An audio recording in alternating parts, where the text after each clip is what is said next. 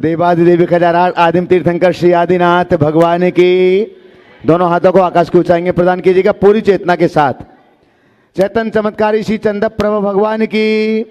परम शांति विधायक श्री शांतिनाथ भगवान की। चिंतामणि श्री पार्श्वनाथ भगवान की।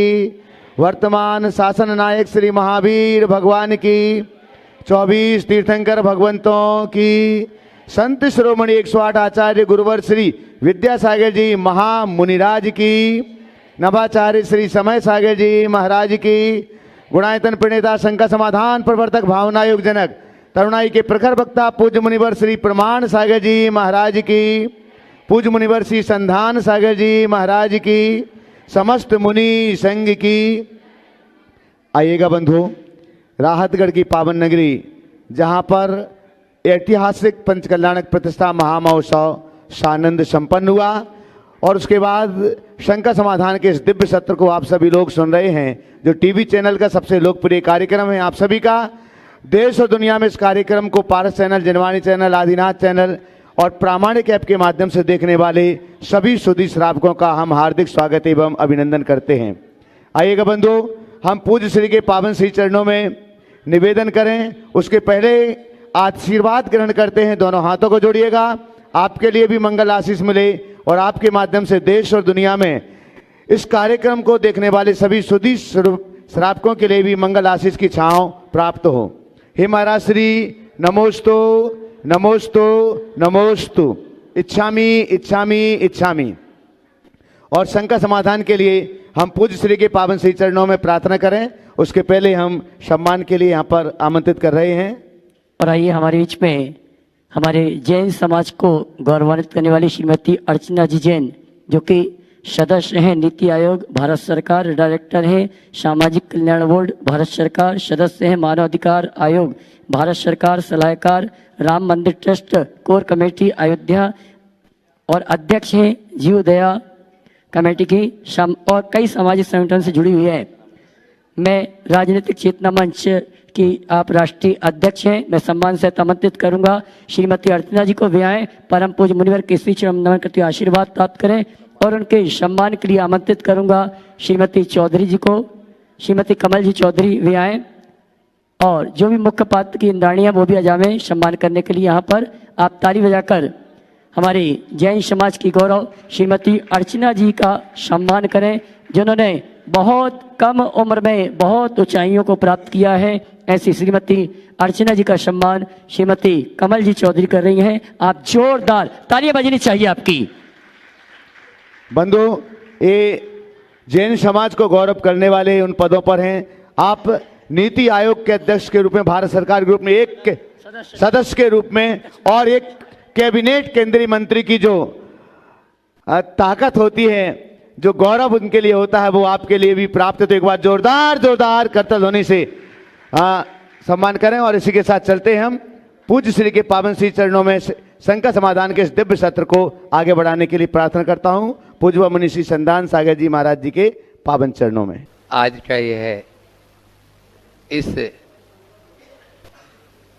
पावन धरा से शंका समाधान का सत्र अपन प्रारंभ करें। आज प्रथम प्रश्न के लिए मैं बुला रहा हूं अपने बीच में, जिस पावन धरा पर बड़े बाबा का विशाल मंदिर बन रहा है, यहीं बाजू में मंडी बामोरा में पाषाण का वह 3 खंड का खड़गासन प्रतिमा जो बड़े बाबा की है, एक विशाल जिनालय बन रहा है। वहां से युवा कार्यकर्ता सोमिल जी जैन, नेताजी परिवार, नयन जी जैन और प्रतीक जी जैन पठारी वाले भी साथ में रहेंगे। वे एक प्रश्न गुरु चरणों में करेंगे। उसके बाद में समीक्षा जी जैन अपना प्रश्न गुरु चरणों में राहतगढ़ तैयार रहेंगी। नमोस्तु महाराज जी। महाराज जी, हमारी सकल दिगंबर जैन समाज मंडी बामरा की ओर से बारंबार नमोस्तु। महाराज श्री मंडी बामरा समाज को आपके संघ के चरण सन्निधि कैसे प्राप्त हो, हम क्या करें समाज जन उसके लिए हमें मार्ग प्रदर्शन करें। आपके अच्छा। संघ सन्निधि में भावना भाव है ना। चलो आगे दूसरे को बोलो। समीक्षा जी जैन वे अपना प्रश्न गुरु चरणों में करें और उसके बाद में अभिषेक जी जैन सिहोरा। नमोस्तु महाराज श्री झलक महाराज जी के चरणों में इच्छामी। महाराज श्री, मैं एक टीचर हूँ ऐसे में कई बार अच्छा कार्य करने पर भी उसका श्रेय चालाकी से दूसरे लोग ले जाते हैं। उस समय हमारे परिणाम खराब हो जाते हैं। अपने परिणामों को कैसे संभालें? नमोस्तु महर्षि। देखिए, हम कोई अच्छा कार्य करते हैं, दूसरे श्रेय ले जाते हैं, इससे हताश मत होइए। इस बात का संतोष कीजिए कि उनकी चालाकी से आपको अश्रेय न मिले। पॉजिटिव सोचिए। नमोस्तु महर्षि। श्रेय लूट रहा है, मैंने अपने इर्द गिर्द जब चालाक लोग हों और उसमें हम अपने आप को बचा ले तो इससे बड़ी उपलब्धि नहीं है। तो आप तो इसको भी सकारात्मक रूप से देखिए तो ज़्यादा खुश रहोगे। नमोस्तु। अच्छा होगा। अभिषेक जी जैन सियोरा वे अपना प्रश्न करेंगे और तैयार रहेंगे। इस पंचकल्याण प्रतिष्ठा महामहोत्सव में सह प्रतिष्ठाचार्य जो थे अमित जी वास्तु इंदौर। गुणायतन प्रणेता मुनि श्री प्रमाण सागर जी के चरणों में तरबार नमोस्तु नमोस्तु नमोस्तु। चुल्लक जी के चरणों में इच्छामी इच्छामी इच्छामी। महाराज जी, मेरा प्रश्न यह है कि आज के समय में जब परिवार की अपनी अपेक्षाएं होती हैं और व्यक्ति की अपनी चाहतें व सपने होते हैं, तब बिना टकराव के परिवार को सम्मान देते हुए अपनी व्यक्तिगत स्वतंत्रता का संतुलन कैसे बनाया जा सकता है? हे मुनिश्री, मार्ग प्रशस्त करें।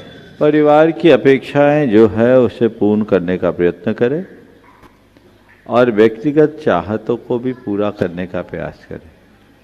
लेकिन हमेशा जब व्यक्ति और परिवार के मध्य चुनाव की बात आए तो परिवार के हित में हम व्यक्तिगत इच्छाओं को गौण करें। हमेशा सभी को एक बात याद रखना चाहिए कि सामूहिक हित में अगर व्यक्तिगत हित को हमें त्यागना पड़े तो श्रेष्ठ है, क्योंकि वैयक्तिक हित से सामूहिक हित बड़ा होता है। तो हम सामूहिक हित के लिए कार्य करें, व्यक्तिगत हित को गौण भी करें तो रास्ता चल सकता। नमोस्तु गुरुदेव, नमोस्तु। अमित जी वास्तु इंदौर वे अपना प्रश्न, साथ में राहुल जी टिकमगढ़ भी। और मैं चाहूंगा राजेश भैया की प्रति आई है, ब्रह्मचर्य राजेश भैया टड़ा वे भी पहुंच जाए और दो प्रश्न ब्रह्मचर्य राजेश भैया भी अपना प्रश्न अलग से कर लेंगे। हे गुरुवर, आपके चरणों में बारंबार नमोस्तु नमोस्तु। छुल्लक जी के चरणों में इच्छामी इच्छामी इच्छामी। हे गुरुवर, आज के बदलते परिवेश में जहाँ सामूहिक परिवार खत्म हो रहे हैं और एकल परिवार बढ़ रहे हैं, उन परिवारों में ज़्यादातर देखा जाता दोष महिलाओं को दिया जाता है। वही बेटी जब बेटी रहती है और वही बेटी जब किसी परिवार में बहू बन के जाती है तो उस बहू का उस सास के प्रति क्या कर्तव्य होना चाहिए और उसी बेटी का बहू बनने के बाद अपने माँ के प्रति क्या कर्तव्य होना चाहिए कि परिवार जुड़े रहे? तो ये जवाब देते हैं भैया। अब तुम तो सास बने नहीं हो जी, ससुर बनना नहीं है, काय कोई और दूसरा सवाल कर लो तो अच्छा। भी 2 दिन पहले ही उत्तर दिया मैंने। चलो, अक्सर परिवारों में जाता हूँ महाराज जी तो वास्तु से रिलेटेड समस्या ये पहले आती है। हाँ, देखो सीधी बात ये है कि हमें अपने नजरिए को स्पष्ट रखना चाहिए, दोहरेपन से बचना चाहिए। सास को बहू की दृष्टि से देखते हुए उसकी छोटी मोटी गलतियों को नज़रअंदाज करना चाहिए। अभी 2 दिन पहले मैंने कहा था सास को अपना वात्सल्य निछावर करना चाहिए और बहू को विनय। चलिए, नमोस्तु गुरुदेव। और ब्रह्मचारी राजेश भैया जी टड़ा बहुत ही शांत परिणाम में आप देखते हैं। ब्रह्मचारी भैया है, एक बार जोरदार ताली बजा दो तीनों के लिए। और वे अपना प्रश्न चरणों में करेंगे। उसके बाद में कामनी जैन भोपाल तैयार रहेंगे। राहुल भी करेंगे। हाँ बोलो। मुनिद्वय के चरणों में नमोस्तु नमोस्तु नमोस्तु। छुल्लक जी के चरणों में इच्छामी इच्छामी इच्छामी। भैया जी को वंदना। महाराज श्री, बहुत सारे लोगों के माध्यम से प्रश्न आया है, विशेष रूप से नीति संजय जैन बिजली वाले परिवार के, कि पंचकल्याण प्रतिष्ठा महोत्सव के कलश, विधान संबंधी जो कलश होते हैं और चातुर्मास के जो कलश होते हैं, इनकी ऊर्जा कितने दिन तक रहती है और इनका बाद में हमें क्या उपयोग करना चाहिए? देखिए, मंगल कलश है, मांगलिक का प्रतीक है, अपने घरों में रखिए। समय समय पर उसमें रहने वाली द्रव्य सामग्री को परिवर्तित कर सकते हैं, उसे मंदिर में चढ़ा सकते हैं, पक्षियों को खिला सकते हैं और या जल में विसर्जन कर सकते हैं। ये तो मंगल है, जब तक हमारी श्रद्धा है तब तक उसकी ऊर्जा है। इसकी ऊर्जा का कोई माप करना मेरे विचार से उचित नहीं। अब हाँ, एक सवाल जरूर आता है, घर में ढेर सारे कलश हो जाते, करे क्या? कुछ लोग हैं जो हर चातुर्मास में कलश रखते हैं, कई जगह के चतुर्मासों में कलश रखते हैं, हर आयोजनों में करते हैं, रखे कहाँ? तो मैं इसका सॉल्यूशन ये देता हूँ कि जिनके पास अतिरिक्त कलश हो वो अपने रिश्तेदारों को गिफ्ट करना शुरू कर दे, इससे अच्छा मांगलिक और कोई नहीं होगा। नमस्ते महाराज, नमस्ते। राहुल जी टीकमगढ़ वे भी अपना प्रश्न कर रहे हैं और कामनी जी जैन भोपाल तैयार रहेंगे। परम पूज्य मुनिद्वय के चरणों में कोटि सा नमोस्तु नमोस्तु नमोस्तु। छुल्लक जी महाराज के चरणों में इच्छामी इच्छामी इच्छामी। पूज्य गुरुदेव, कल जब रथ यात्रा हो रही थी परसों, बहुत सारे लोगों के मन में एक प्रश्न आया था। हमने अशोक भैया से भी परामर्श की थी, उनने आंसर दिया था। सबको आप अपने संबोधन के माध्यम से, जो रथ यात्रा होती है, रथ यात्रा में अरिहंत परमेष्टि बैठ करके विहार करते हैं, तो क्या आचार्य उपाध्याय और साधु परमेष्टि रथ में बैठ करके विहार नहीं कर सकते? बहुत सारे लोगों ने प्रश्न किया था। देखो, साक्षात तो अरहंत परमेष्टि भी रथ पे नहीं बैठते, रथ पे तो भक्त लोग बिठालते हैं। क्योंकि बिंब को हम कैसे ले जाएं, तो बिंब को रथ पर ले जाते हैं। आचार्य उपाध्याय साधु तो चल बिंब है ना, तो उनको रथ पर चलाने की जरूरत नहीं, वो जीवन रथ पर चल रहे हैं, संयम रथ पर चल रहे हैं, वो पद यात्रा ही करेंगे। उनके साथ चलो तो ज़्यादा शोभास्पद। हाँ, मतलब जब आचार्य उपाध्याय की मूर्ति तो फिर अभी जीते, हाँ, उनको भी जड़ बनना पड़ेगा। जी जैन भोपाल वे अपना प्रश्न कर रही हैं और उसके बाद में आज अपने बीच में जिनका भी सम्मान भी हुआ, दिल्ली से नीति आयोग भारत सरकार की जो सदस्य हैं वे तैयार रहेंगी, अनेक पदों पर सुशोभित कर रही हैं। माँ आराध्य गुरुवर के पावन पुनीत चरणों में कोटिशा नमोस्तु। जब चलना नहीं आता था तब कोई गिरने नहीं देता था, और अब जब चलना सीख लिया तो हर कोई गिराने में लगा है। यही जीवन की सच्चाई है। बदल गए हैं मायने हर रिश्ते का मतलब सिर्फ मतलब है। तो हे गुरुवर, मेरी शंका है कि एक्चुअल में आपस में सही रिश्ते का मतलब क्या होता है? मतलब का मतलब क्या? देखिए, मैं तो ये कहता हूँ, चलना नहीं आता था तब लोग गिरने नहीं देते थे, और चलना आ गया तो लोग गिराने पे तुले हैं। मैं इसे बहुत सकारात्मक रूप में देखता हूँ। अच्छा है कि लोग गिराने के लिए तुले रहे और हम ना गिरे, यही तो हमारी सक्षमता का प्रमाण है। जब हम अक्षम थे तब मुझे कोई संभालता था, कोई गिरा रहा है तो भी मैं अडिग हूँ, ये हमारी क्षमता का उदाहरण है। समझ गए? हर रिश्ते के मायने मतलब बदल रहे हैं, हमें ये समझना चाहिए। व्यक्ति अगर अपने जीवन का मायना समझ ले कि न होते सूर्य हो चंदा, न ज्योतिष मंत्र होते, नहीं ब्रह्मांड होता, न भौतिक मंत्र होते, समंदर सूख भी जाता, जमाना जल चुका होता, ना होता धर्म धरती पर अगर प्रमाण सागर संत ना होते, ना होता धर्म धरती पर अगर प्रमाण सागर संत ना होते। महाराज श्री, पहले तो मैं ये बात रख रही हूँ कि यदि आप नहीं आते तो इतना बड़ा आयोजन नहीं रचा जाता। आपके आने से हम लोगों को इतनी खुशी हुई कि आप आते रहें, हम लोग सम्मान के साथ आपको बुलाते रहें। और ये महाराज जी, ये आयोजन सानिध्य संपन्न नहीं हुआ, ये तो निर्विघ्न सानिध्य संपन्न हुआ है। महाराज श्री, हमारा क्वेश्चन, निमित्त और उपादान में क्या अंतर है और इन दोनों में मुख्यता क्या है? निमित्त बाहर है, उपादान भीतर है। उपादान कार्य रूप में परिवर्तित होता है, निमित्त उसको उभारता है। चलिए आगे। श्रीमती अर्चना जी जैन दिल्ली, वे अपना प्रश्न गुरु चरणों में कर रही हैं और उसके बाद में तैयार रहेंगे सपना जी जैन राहतगढ़। मुनि द्वय के चरणों में कोटि कोटि नमोस्तु नमोस्तु नमोस्तु। भगवान छुल्लक जी के चरणों में इच्छामी इच्छामी इच्छामी। महाराज जी, आप जब प्रत्यक्ष होते हैं तो सारी शंकाओं का समाधान स्वतः ही हो जाता है और कोई शंका नहीं रह जाती। बस आपके दर्शन की अभिलाषी रहती हूँ, समय अभाव की वजह से मैं नहीं आ पाती हूँ। लेकिन आज महाराज जी एक आचार्य गुरुवर के पास मैं जब डोंगरगढ़ गई थी तो एक बार आचार्य गुरुवर ने कहा था कि धर्म दया है और दया ही धर्म है। तो महाराज जी मेरी एक शंका है कि क्या हम अभिषेक, पूजन, आहार, पड़गान सारे जो करते हैं उनसे क्या ऊपर दया धर्म है? मैं आज आपसे बहुत अच्छा सवाल किया। देखिए, धर्म दया है, दया एक परिणाम है। पूजा पाठ और अन्य धार्मिक कर्तव्य धर्म की क्रिया है। जो धर्म की क्रिया करता है उसके हृदय में दया, करुणा, प्रेम के संस्कार बढ़ते हैं, क्योंकि धर्म की क्रिया का प्रत्यक्ष फल कषायों की हानि है, और कषायों की जितनी हानि होगी अंदर क्रूरता का विनाश होगा और उतनी ही दया और करुणा का विकास होगा।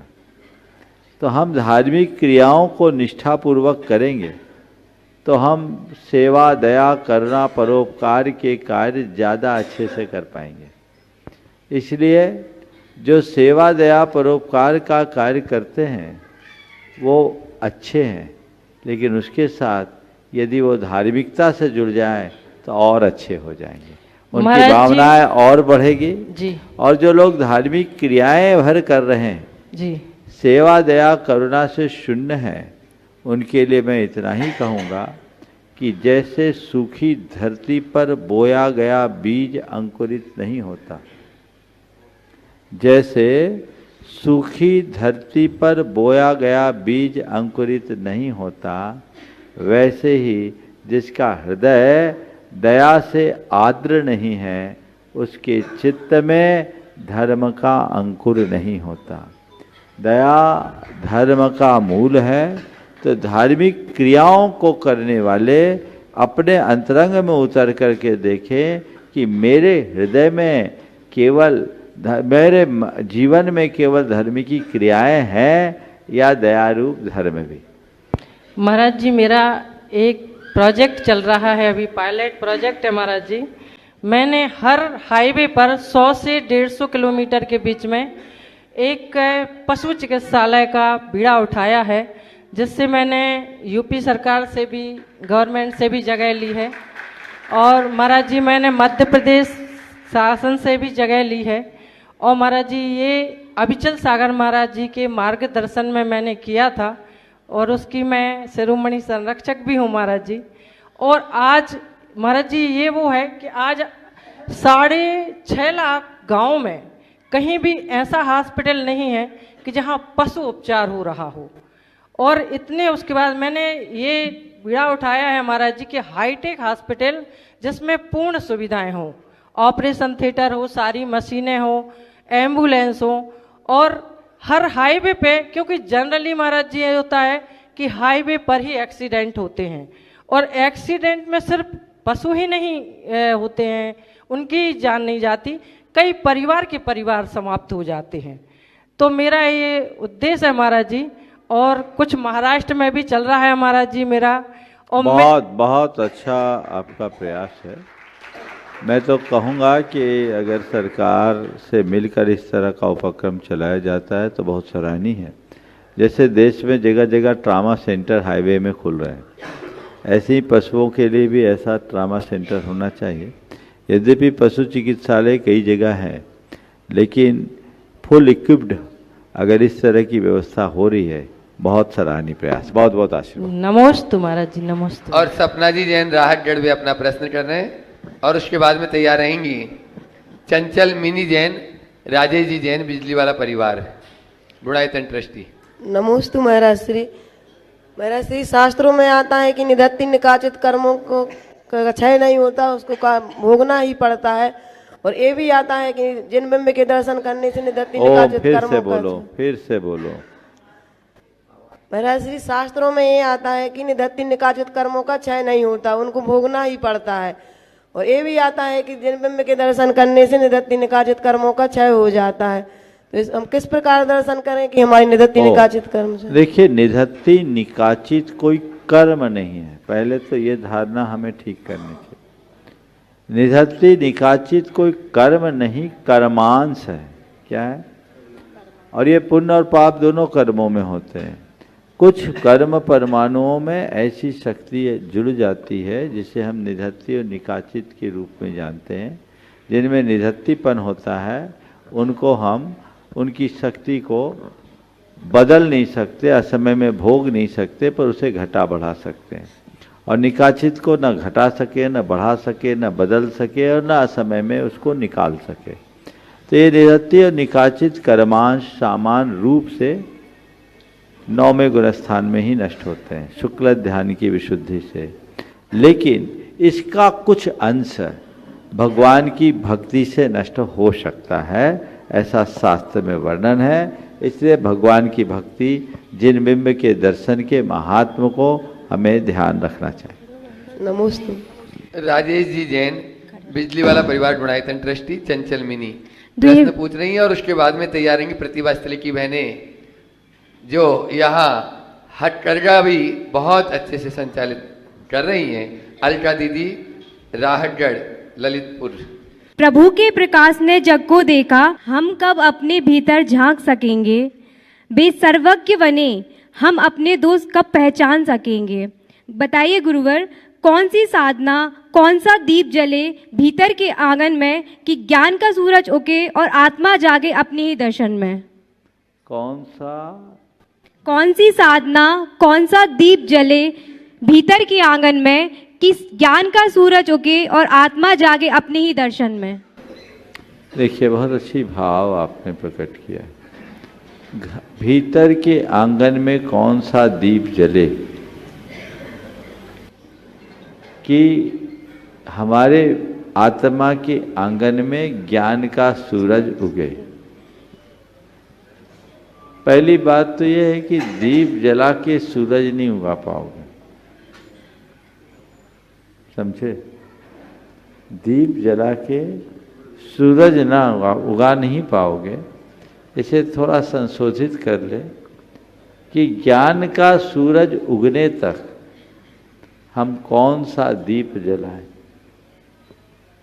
तो मैं कह सकता हूँ, अंदर सम्यक्त का दीप जलाओ, सूरज उगने तक प्रकाश बनाए रखे।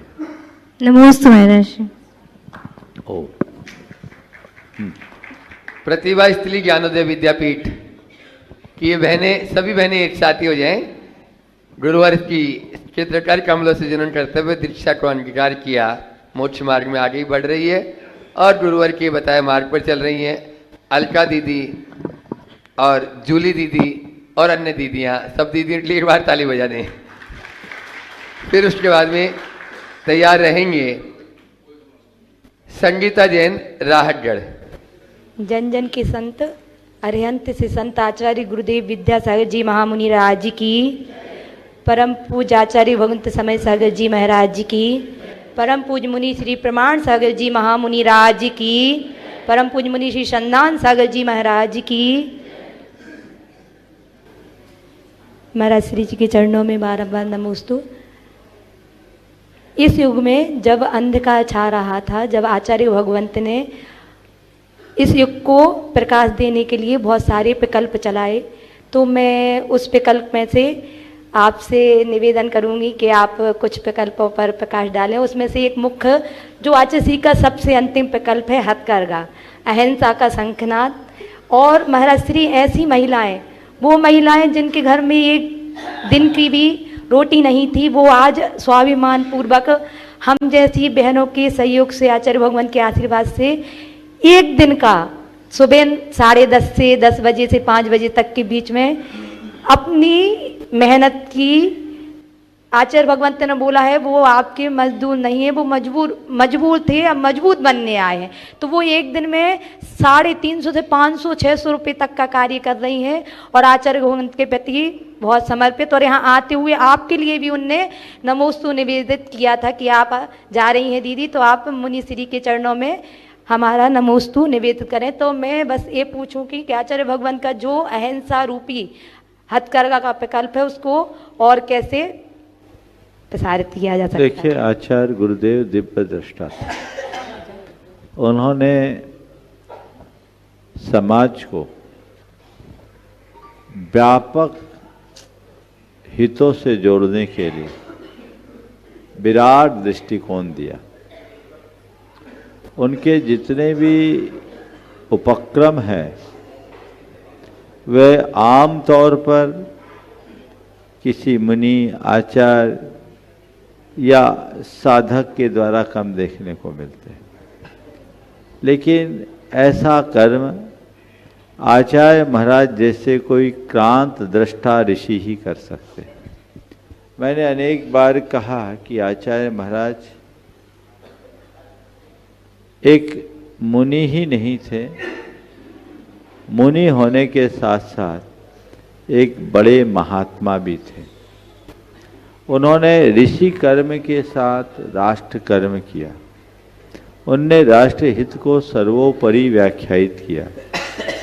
आज उनका जो सिद्धांत, उनका जो दर्शन है, उसने जैन जगत को विश्व पटल पर अतिरिक्त प्रतिष्ठा दी। आचार्य गुरुदेव का यही दृष्टिकोण प्रधानमंत्री को भावुक कर गया। उनके मुख से निकलने वाले उद्गार उनके आंतरिक जुड़ाव के अभिव्यक्ति है। जहाँ तक उनके प्रकल्पों को आगे बढ़ाने का सवाल है, ये हम सबका ध्येय है। और जहाँ भी जिस रूप में इस तरह के उपक्रम चल रहे हैं, समाज को बढ़ चढ़ कर के हिस्सा लेना चाहिए, उसमें अपनी भागीदारी सुनिश्चित करनी चाहिए कि और लिया भी जा रहा है। राहतगढ़ में तो आपने देखा, यहाँ बहनें चला रही है और 27 से 108 की पूरी व्यवस्था यहाँ पर संपन्न हो गई है। आज भी कमेटी मेरे पास बैठी थी और इन लोगों ने तय कर लिया है कि अब जो भी निर्माण कार्य शेष बचा है उसे शीघ्रातिशीघ्र पूरा करके उसे भव्य स्वरूप प्रदान करना है। तो ऐसे ही लगे रहिए, सब मिल कर के काम करेंगे तो एक एक करके ही हम सारे कार्यों को पूर्ण कर पाएंगे। बहुत बहुत महाराज श्री आचसी का एक और विकल्प जिसमें हम 350 बहनें शिक्षा के क्षेत्र में प्रतिभा सभी को क्या आते हैं, प्रतिभा स्थली ज्ञानोदय विद्यापीठ 6 शाखाएं, उसमें भी 4ठी क्लास से 7वीं क्लास तक बहुत बढ़िया बेटियों का प्रवेश। बहुत बढ़िया। हाँ, नमस्ते महाराज श्री।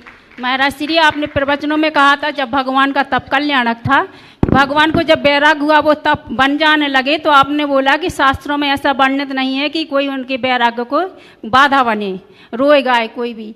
पर भगवान, हम लोगों ने तो नाट्य रूपांतरण देखा भगवान के गर्भ से आने के लिए कि भगवान के, हमने तो लोगों ने तो नाट्य रूपांतरण देखा, ये भगवान के गर्भ के आने से लेके जन्म तक खुशियाँ मनाई। जब भगवान को बैराग हुआ, मोक्ष गए, तो हम लोग को बहुत दुख हुआ। जब अग्नि कुमार देवों ने भगवान का केस और नक का संस्कार किया तो भगवान, हम लोग को लगा तो भगवान तो हम लोग को छोड़ के चले गए। तो भगवान, जो माँ के पास भगवान लाखों वर्ष साथ रहे तो कम दुखी नहीं हुई होगी, रोई नहीं होगी। और भगवान जब नेमिनाथ भगवान बैराग हुआ, वो बन के लिए गए, तो राजुल तो संगिनी थी, सिर्फ उनकी मगनी हुई थी, तो वो तो रोन भी और उनको मनाने भी गई। नमस्ते। देखिए, भैया जी ने जो बात कही थी कि भगवान के सामने रोना गाना नहीं होता, इसका अर्थ ये नहीं है कि कोई को दुख नहीं हुआ। वियोग विछह विछोह से सभी दुखी थे, लेकिन जो नाटक दिखाया मत जाओ बेटा मत जाओ, ये पागलपन नहीं होता, समझ गए? इसका निषेध है, समझ गए ना? जो होता है नाटक में, अरे भगवान को दीक्षा लेना कौन रोक लेगा त्रिलोकीनाथ को? और भैया बोल रहे हैं कहीं तो अमृत धारा लगा के रोते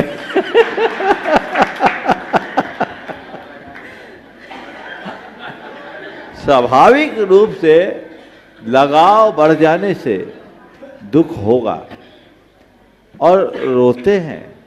मैं ऐसा नहीं कहता कि मन दुखी नहीं होता, होता है, लेकिन इसके बाद भी अंदर हर्ष है कि भगवान कल्याण के मार्ग में निकल रहे, इनका जन्म ही कल्याण के लिए हुआ है। अब भगवान दीक्षा लेंगे तभी तो धर्म तीर्थ का प्रवर्तन होगा। रोकने की बात वो भावनात्मक रूप से भले अच्छी लगे, लेकिन सैद्धांतिक और व्यवहारिक रूप से अच्छी नहीं है।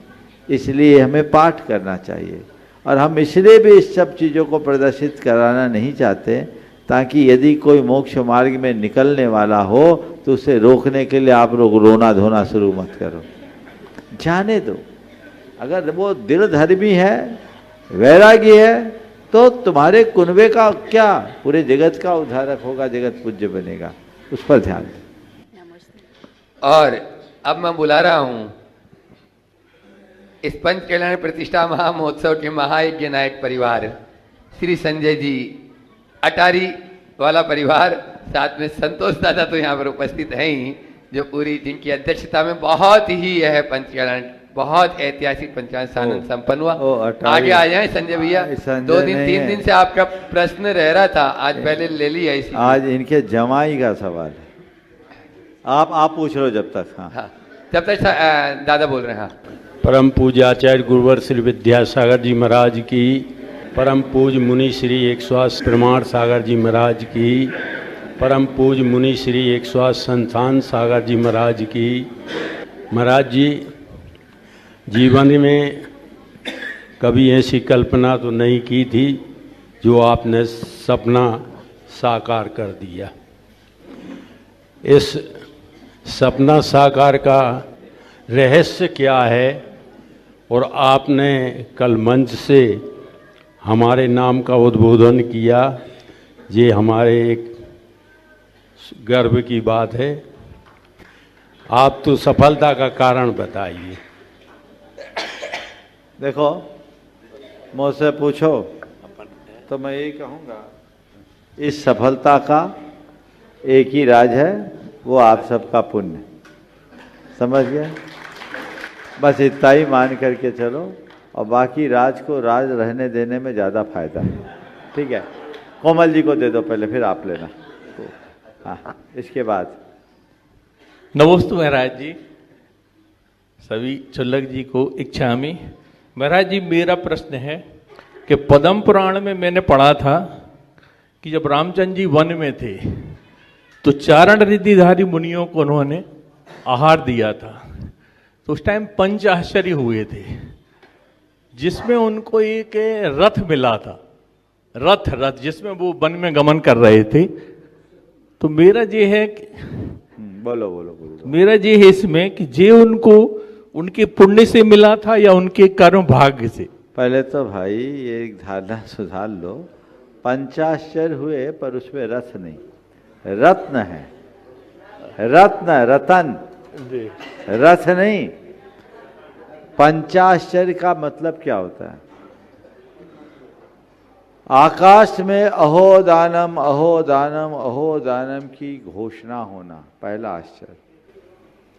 मंद मंद सुगंधित हवा बहना दूसरा आश्चर्य। सुगंधित जल के बिंदुओं का गिरना ये तीसरा आश्चर्य। और रत्नों की वर्षा होना चौथा आश्चर्य। और जय जयकार का नाद आकाश में होना ये पांचवा आश्चर्य। समझ गए? तो ये आश्चर्य हैं, समझ गए? पुष्प वर्षा भी कई जगह लिखा है, रथ नहीं है। कहीं आप और दूसरी बात याद कर लिए होंगे, ये महामुनियों के आहार के प्रताप से होता है और वह उनके तपस्या का फल होता है। नमस्कार नाभी राय।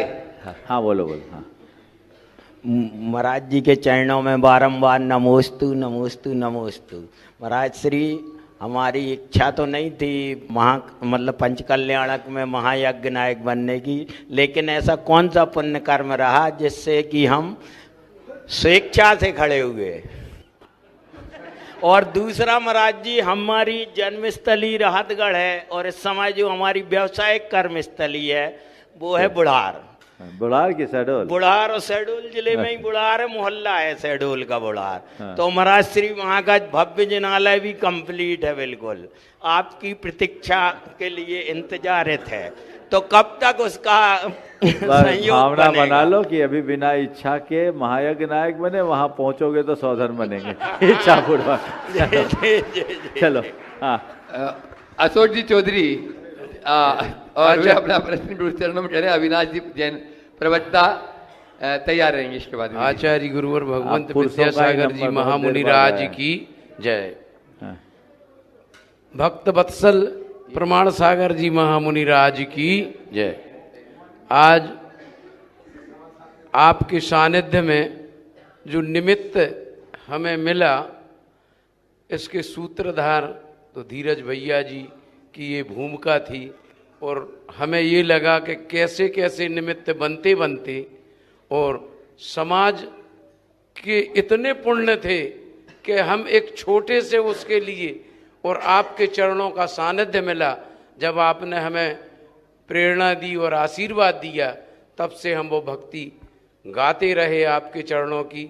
और हमें ये लगा कि आज भी सच है कि भक्त के बस में भगवान होता है, और आज हमें ये वास्तव में सिद्ध हो गया कि भक्त अगर भक्ति करेगा तो निश्चित ही भगवान प्रकट होंगे, और भगवान के रूप में आप प्रकट हुए। और ये हमारा पंच कल्याणक महामहोत्सव बड़े भव्यता से इस छोटी सी नगरी में आपके चरणों की धूल से ऐसा प्रकाशित हुआ इस भूमंडल में कि हम कल्पना से बाहर इस चीज की कल्पना नहीं कर सकते। और पूरा राहतगढ़ और हमारी पूरी समाज कृतज्ञ है। हम तो इतने कृतज्ञ हैं कि 150 किलोमीटर महाराज जी को हमारे पीछे यहाँ आना पड़ा। बहुत सुंदर। चलो बहुत बहुत आशीर्वाद। अगला गुरुवार की वाणी को जो जन तक पहुंचाते हैं। सवाल भी। हाँ, मैं पूरी समाज और जो यहाँ सब पधारे हमारे इस पंच कल्याणक महामहोत्सव में, ये सब निमित्त उनका था जो हमें मिला, और उनके निमित्त से हम इसके निमित्त के लिए हम सबको समर्पित करते हैं। और समाज के चरणों में हम नतमस्तक हैं, और समाज को हम हमेशा नतमस्तक बने रहेंगे। समाज की हम सेवा नतमस्तक हो। बहुत बहुत। अब हमें एक राज बता दें बस। चलो बोला ना, राज को राज रहने दो। अविनाश जी प्रवक्ता विदिशा वे अपना प्रश्न गुरु चरणों में करें, और उसके बाद माइक मंच तक लाएं और छुल्लट समादर सागर जी तक सेट करें। गुरुदेव के चरणों में नमोस्तु नमोस्तु नमोस्तु। छुल्लक जी के चरणों में इच्छामी। गुरुदेव, आज आपके आशीर्वाद से भावना योग संपन्न हुआ। आपने कहा भावना योग से रोग प्रतिरोधक क्षमता बढ़ती है। किस भावना से किस रोग का शमन किया जा सकता है, तथा गुरुदेव भावना योग का प्रचार प्रसार कैसे करूं जिससे जैन ही नहीं जैनेतर समाज भी इसका लाभ उठा सके। नमोस्तु। भावनाओं का हमारे जीवन से गहरा संबंध है, ये बात वैज्ञानिक रूप से प्रतिष्ठापित हो चुकी है। हमारे शरीर की अंतःस्रावी ग्रंथियाँ, हमारे शरीर का जो न्यूरोलॉजिकल सिस्टम है, हमारा जो लिम्बिक सिस्टम है, ये सब चीज़ें, चाहे वो हिपोकैम्पस हो, चाहे प्रीफ्रंटल कॉर्टेक्स हो, हमारी मस्तिष्क की संपूर्ण संरचनाएं हमारी भावनाओं से प्रभावित होती हैं, और उससे हमारी अंतःस्रावी ग्रंथियाँ प्रभावित होती हैं। इसका सीधा संबंध हमारे स्वास्थ्य से। तो वैज्ञानिकों ने इसे सिद्ध किया है। हमें चाहिए कि हम इसका गहरे स्तर पर खुद अभ्यास करें और इसे व्यापक स्तर पर लोगों तक पहुंचाएं। आपने पूछा भावना योग के प्रचार प्रसार के लिए मैं क्या करूं। समय समय पर भावना योग की जानकारी लोगों को सुलभ कराएं, भावना योग से होने वाले लाभों से लोगों को अवगत कराएं, भावना योग की वैज्ञानिकता प्रमाणिकता की तथ्यात्मक विवेचना करें, पुस्तकों और साहित्य के माध्यम से छोटे छोटे लिफलेट बनाकर लोगों को भावना योग के प्रति जागरूक करें, और भावना योग को एक अभियान के तहत लोगों तक पहुंचाएं। तो ये एक कल्याणकारी माध्यम बन सकता है। नमोस्तु गुरुदेव, नमोस्तु नमोस्तु।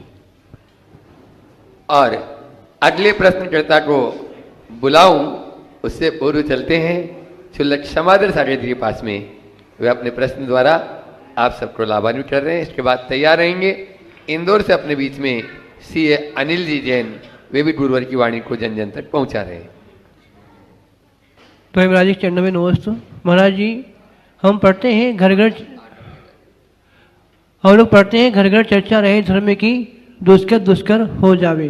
फिर से बोलो, आवाज थोड़ी गड़बड़। घर घर चर्चा रहे धर्म की, हाँ हाँ, दुष्कर दुष्कर हो जावे, ये पढ़ते हैं सभी। लेकिन आज स्वाध्याय का लोगों के में समय नहीं होने के कारण, या समय है तो अन्य चीज़ों में अपना समय गंवाते हैं। तो ऐसे लोगों के जीवन में ये लाइन किस प्रकार से लाभकारी हो सकती है? बहुत अच्छा भाव महाराज जी ने आप लोगों के लिए प्रकट किया। घर घर चर्चा रहे धर्म की, दुष्कृति दुष्कर हो जाए। हर घर में धर्म चर्चा होनी चाहिए, और ये धर्म चर्चा तभी संभव है जब स्वाध्याय की परिपाटी आगे बढ़े। निश्चित रूप से आजकल लोगों के अंदर स्वाध्याय की रुचि कम हो गई। अब स्वाध्याय की रुचि क्या, अब तो धीरे धीरे अध्ययन की रुचि कम हो गई। लोग अब पुस्तकों को पढ़ने की मतलब रुचि नहीं दिखाते, आदत ही खत्म हो गई। लोगों को चाहिए कि अपने मन को सही खुराक देने के लिए अच्छे साहित्य का अध्ययन करना शुरू करें। स्वाध्याय मन की खुराक है। धर्म की बातें जब आप पढ़ेंगे सुनेंगे तभी धर्म चर्चा अपने जीवन में आत्मसात कर पाएंगे। आजकल जो लोग सुनने की प्रवृत्ति अपनाए हैं, और सुनने में भी जो रील्स आ गए हैं, और एक एक दिन में 50-50, 100-100 रील पलट लेते, याद एक भी नहीं रहता। और एक एक 2-2 लाइन में, एक एक 2-2 वाक्य में 30-40 सेकेंड में क्या होता है? कितने सेकेंड का एक रील होता है? कितने सेकेंड का रील होता है भाई? 10-15 सेकेंड है ना? हाँ, 30 सेकेंड मैंने उसकी लिमिट इतनी है ना। तो ये इतने से रील में कुछ नहीं होता। ये जो चीज़ें हैं ये निश्चित रूप से टेक्नोलॉजी का दुष्प्रभाव है, हमें इनसे बचना चाहिए। टेक्स्ट बुक पढ़ना चाहिए जिसका हमारे मस्तिष्क पर, मानस पर दीर्घकालिक असर भी होता है। अच्छी पुस्तकें पढ़ने का अभ्यास कीजिए। आगम की बातों को पढ़िएगा, आपका श्रद्धान जागेगा। यहाँ पर युवाओं में बहुत अच्छा रुझान है। भाई टीनू के नेतृत्व में खड़े हो जाओ, जितने स्वाध्याय से जुड़े हुए। भी तुम लोगों का प्रश्न भी आएगा अनिल सीए के बाद। मुझे बहुत प्रसन्नता है कि यहाँ युवाओं की एक सशक्त टीम, लगभग 50 युवक युवतियाँ। ये प्रेरणा मैं तुम लोग खड़ा इसलिए कर रहा, एक साथ आ जाओ इकट्ठे, जब तुम लोगों का नंबर आए तब तक इकट्ठे हो जाना। इससे लोग प्रेरित हो। हर समाज में अगर ऐसी परंपरा शुरू हो जाए तो बहुत अच्छे परिणाम आ सकेंगे। अनिल। हाँ, सी अनिल जी जैन वे अपना प्रश्न करें, और उसके बाद में स्वाध्याय मंडल, यहाँ का स्वाध्याय मंडल, कल्याण मित्र स्वाध्याय मंडल नाम ही जोरदार है, और वे अपना प्रश्न उसमें मोहित सब इकट्ठे हो जाए। हाँ, एक साथ हो जाए। और आगम जैन जो इसके अध्यक्ष भी हैं विद्या युवा संघ के, वे भी एक प्रश्न करेंगे स्वाध्याय मंडल से। यहीं सामने आ जाओ। हाँ बोलो आप। पूज्य गुरुदेव के चरणों में ओम। अनिल आगे आ जाओ। पूज्य गुरुदेव के चरणों में नमोस्तु नमोस्तु नमोस्तु। भगवान, जब भगवान का सम्मोचन लगता है तो उसमें सिंह और गाय, सर्प, नेवला अपनी वर्तमान पर्याय के स्वभाव को भूल के निज स्वभाव में लीन हो जाते हैं। तो ये किस कारण से होता है और कैसा क्षयोपशम रहता होगा, और बंध की प्रकृति कैसी रहती होगी? देखिए, एक सूक्त है, अहिंसा प्रतिष्ठायाम तत्सन्निधौ वैरत्याग। जहाँ अहिंसा की प्रतिष्ठा होती है उसके सानिध्य से वैर का त्याग हो जाता है। भगवान के केवल ज्ञान के बाद एक अक्षय होता है जिसमें प्रीतिंकर जाति के देव परस्पर में मैत्री उत्पन्न कर देते हैं। लोगों का अंदर का कालुष्य भगवान के तपह तेज के प्रताप से दूर हो जाता है। तो इस कारण परस्पर जात विरोधी प्राणी भी अपने मन के वैर और कलुषता को त्याग कर प्रेम से रहते हैं। कहते शेर और गाय एक घाट में पानी पी लेते। और कल्याण मित्र स्वाध्याय मंडल के सभी उत्साही युवक और युवतियां प्रतिदिन जो स्वाध्याय करते हैं, इसमें हफ्ता में एक बार वाले भी हैं, उसमें माता बहनें भी हैं, वो सब भी हो जाए। हाँ। वो भी अब रोज करने लग जाएंगे। ऐसा नियम गुरु जी के चरणों में अपन ले लेंगे कि प्रतिदिन स्वाध्याय करें। जो सप्ताह में एक दिन वाले हैं वे भी प्रतिदिन वाले बन जाएं। वे अपना प्रश्न कर रहे हैं। और पहले फैल जाओ, मोहित जी फैल जाओ। तीनों और आगम जी, उसके बाद में यदि समय रहा तो प्रकाश जी पंडित जी जो यहाँ के जिला वाले तैयार रहेंगे। महाराज श्री के चरणों में कोटि कोटि नमन। सभी क्षुल्लक जी के इच्छामी। महाराज जी, विगत 1.5 वर्ष से स्वाध्याय का लाभ हम सभी मिलकर आपस में ले रहे हैं। इनमें कई माताओं के भाव हैं कि स्वाध्याय के माध्यम से उनके प्रतिमाओं के बिल्कुल पक्के मन बन गए, तो उनको अलग से आपसे समय चाहिए कि वो उस संबंध में आपसे चर्चा कर सकें। दूसरी बात, महाराज जी, पूर्वाचार्यों ने, हम स्वाध्याय में पढ़ते हैं कि पूर्वाचार्यों ने अपनी शुद्ध उपयोग की दशा छोड़कर शुभ उपयोग में आकर हम गृहस्थों के लिए ताड़ पत्रों के माध्यम से एक एक अक्षर लिखकर हम आगामी कली पंचम काल के श्रावकों के लिए दिया। तो हम सभी स्वाध्याय प्रेमियों का क्या कर्तव्य है कि उनके उस बहुमान को बना के माँ जिनवाणी की सेवा सुसेवा के लिए अपना जीवन समर्पित कर सकें। नमोस्तु महाराज। बहुत अच्छी बात है। पहले तो मैं सभी को आशीर्वाद देता हूँ कि तुम्हारी ये परिपाटी ऐसे ही चलते रहे और नए लोगों को भी आप इससे जोड़ते रहो। महाराज जी ने कहा सप्ताह में एक दिन है, एक ही दिन होता है। ये रेगुलर है सब, रेगुलर, ये सब रेगुलर वाले हैं। कुछ लोग सप्ताह में एक दिन वाले यंग्स होंगे, ठीक है, उनको भी अगर और बढ़ा सके तो करे, लेकिन एक दिन की खुराक भी। महाराज ये भैया बहन आधे आए हैं, अभी तो माएँ आई हैं आज पूरी। ठीक है, बहुत सुंदर। तो एक बार तो इन लोगों का जोरदार अभिनंदन कर दे, इनके प्रोत्साहन के लिए।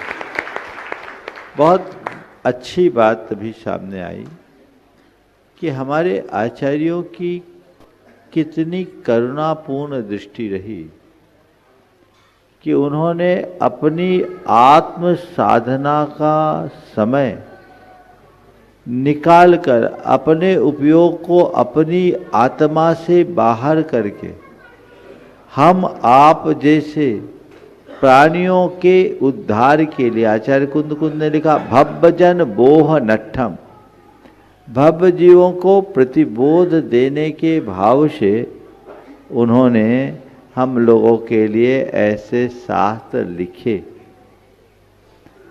और आज की पीढ़ी पर मुझे आश्चर्य होता है कि आचार्यों ने तो इतनी करुणा करके लिखी, आज की पीढ़ी को पढ़ने की फुर्सत नहीं है।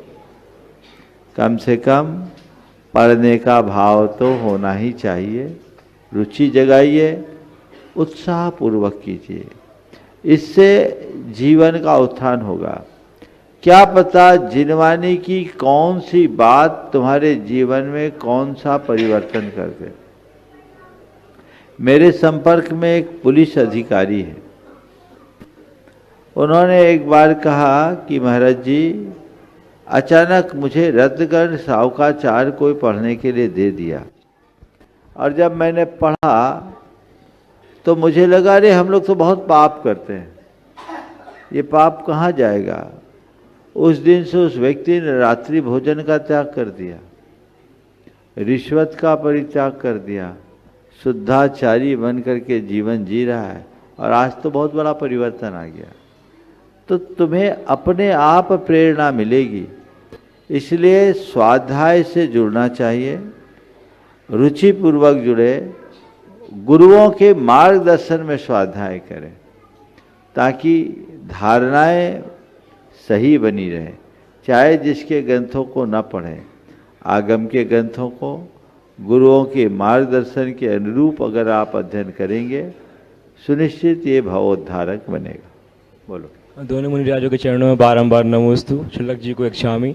महाराज जी, मेरा एक छोटा सा प्रश्न था कि नगर में जब भी विधान आदि प्रोग्राम होते हैं, अनुष्ठान, धार्मिक अनुष्ठान होते हैं, या मतलब भगवान के जन्म कल्याणक मनाए जाते हैं, तो नगर में शोभा यात्रा निकलती है, भगवान का विमान निकलता है, लेकिन महाराज जी अभी पंच कल्याणक में भी जन्म कल्याणक का शोभा यात्रा नगर में निकली, लेकिन महाराज जी मतलब आखिरी दिन मोक्ष कल्याणक के दिन जो फेरी निकलती है वो मतलब जो जहाँ जिस जगह पे पंच कल्याणक हुआ है उसी की 7 फेरी क्यों निकलती है और 7 फेरी का क्या महत्व है महाराज? बहुत अच्छा सवाल। देखो ये बुंदेलखंड की विशेषता है। बुंदेलखंड में गजरथ की परिपाटी रही और गजरथ विमान तो पहले शहर जो होते थे तंग गलियों वाले होते थे, तो तंग गलियों में विमान तो निकल जाए, गजरथ कैसे जाए? तो मुझे लगता है इस वजह से एक परिपाटी बनाई कि जिस स्थल पर पंच कल्याणक हो उसी स्थल की परिक्रमा कर ली जाए और वो परिक्रमा 7 की जाए। क्यों? मैंने परसों अपने उद्बोधन में भी बोला था, कल ही, कि 7 परम प्रेम की अभिव्यक्ति का प्रतीक है। आप लोगों के विवाह बंधन में बंधते समय, तुम्हारे तो शायद नहीं हुए होंगे, 7 फेरे लगाए जाते हैं ना। किसी को परोक्ष रूप से प्रणाम करना होता है, 7 कदम चलकर करते हैं। कहते हैं किसी के साथ 7 कदम चल लो तो उसका साथ हो जाता है। लोक में कहते हैं 7 जन्म का साथ है, 7 समंदर पार है। तो 7 परम प्रेम की अभिव्यक्ति का प्रतीक है, पूर्ण प्रेम और समर्पण। तो हे भगवान, हमने अब आपकी प्रतिष्ठा कर ली, 7 परिक्रमा हम जो आपके साथ लगा रहे हैं, ये इस बात का सूचक है कि अब हम आपके हो गए हैं, आपकी शरण शरण में रहकर आपकी पूजा आराधना करें। ये चीजें हैं। बाकी सब जगह ऐसा नियम नहीं कि पंडाल की फेरी लगाए मोक्ष कल्याणक में। कई जगह है कि नगर में शोभा यात्रा निकलती है। हमने गजरथ भी नगर में पंच कल्याणक में निकलवाया, कई जगह निकलवाया कि जहाँ पंच कल्याणक प्रतिष्ठा संपन्न हुई और हाथी के रथ पर पूरा भ्रमण हुआ। आपके सतना और कटनी में नगर फेरी कराई, झारखंड में हमने हजारीबाग में गजरथ की फेरी कराई। कई जगह है, अभी विदिशा इंदौर में पंच कल्याणक हुए तो वहाँ गजरथ तो नहीं था, रथ था, रथ यात्रा शहर में हुए। तो जहाँ जैसी व्यवस्था हो वैसा किया जा सकता है। बुंदेलखंड में ये जो परंपरा बनी उसके पीछे मुझे एक ही कारण दिखता है कि गजरथ का प्रवर्तन मुख्य रूप से बुंदेलखंड में ही होता था। यद्यपि अन्यत्र भी देखने के उल्लेख मिलते पर वो कम है। जो हुआ है वो मैं समझता हूँ बुंदेलखंड से ही प्रेरित होकर किए। तो यहाँ गजरथ होता था, गजरथ के लिए तो ट्रैक चाहिए ना, तो वो ट्रैक कहाँ सुलभ होगा? खुले मैदान में। तो अपन बनिया लोग हैं, हिसाब पूरा लगा लेते हैं। अच्छी परंपरा है, ऐसे 7 फेरी भी अच्छी फेरी। नमोस्तु महाराज। आपके ही नगर के पंडित प्रकाश चंद जी जैन झीला वाले, वे अपना प्रश्न शीघ्रता करें, समय कम है। ओ माइक पहले से पहुंचा दें और एक माइक उधर पीछे सारा के पास। गुरुवर के चरणों में सादर नमोस्तु। मेरा श्री एक दुआ, कमलन में रवि एक हैं, रवि को कमल अनेक। गुरुवर भगवान प्रमाण सागर जी हमको एक हैं, हम जैसे आपको अनेक। तो भगवंत ऐसा कोई मार्ग बता दें छोटा सा, सदग्रस्त रहते हुए कोई ऐसा छोटा मार्ग बता दें सदग्रस्त रहते हुए छठे काल से बच सकें। सदगृहस्थ रहते हुए छठे काल से बच सके जी। मैं तो कहूँगा सदगृहस्थ बन जाओ तो काल से ही बच जाओगे। छठे काल से क्या, मृत्युंजयी बन जाओगे, मोक्ष मार्ग के आराधक बनोगे, जीवन का पथ उससे ही प्रशस्त होगा। वैसा प्रयास सबको करना चाहिए। इसलिए समय आप सबका हो गया है। इस प्रकार आज के इस सत्र को परम पूज्य गुरुदेव के चरणों में नमन अर्पित करते हुए यहीं पर विराम। बोलिए अहिंसा परमो धर्म की जय।